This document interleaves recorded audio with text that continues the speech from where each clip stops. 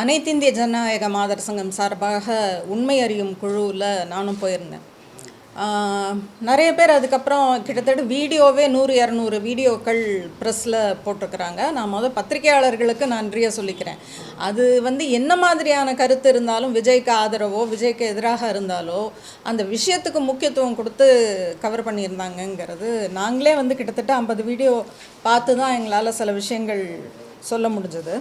இதை பேசிக்கலாக என்ன சொல்லணும்னு நான் நினைக்கிறேன்னா, இந்த விஷயத்தை நீங்கள் பார்க்க வேண்டிய கோணம், பார்வை அப்படிங்கிறது ஒரு மனித உரிமை மீறல் அப்படிங்கிறதா தான் இருக்கணும்னு சொல்லி நான் சொல்ல விரும்புகிறேன். இதில் ஃபஸ்ட்டு யார் பொறுப்பாளர், யார் பொறுப்பு இதுக்கு அப்படின்னு சொன்னால், தாவேகா கட்சியுடைய தலைவர் விஜய் அப்படிங்கிறது தான் பொறுப்பு. இப்போ அவர் கீழே இறங்கி வேனில் இருந்து எல்லாரையும் மிதித்து கொண்டாரானா இல்லை, அவர் செய்யலை. குற்றச்செயலுங்கிறது வேறு, பொறுப்புங்கிறது வேறு. அதுதான் ஆங்கிலத்தில் சட்டத்தில் வைக்கேரியஸ் லைபிலிட்டி அப்படின்னு சொல்லுவோம்.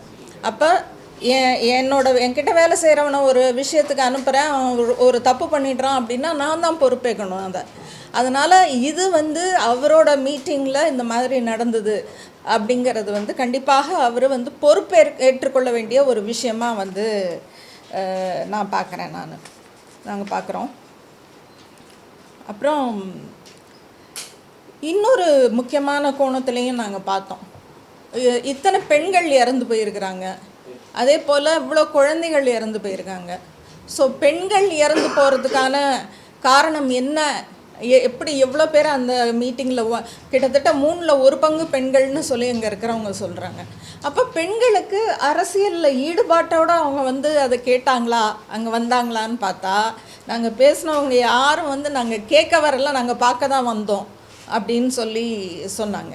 அதனால் ஒரு சினிமா நடிகர் மேலே உள்ள அந்த கவர்ச்சி அதனால் தள்ளப்பட்டு வந்தால் தான் வந்திருக்காங்களே தவிர, ஒரு யாரையும் அரசியல் படுத்தி அவங்க அந்த இடத்துக்கு வரல அப்படிங்கிறது நம்ம பார்க்குறோம்.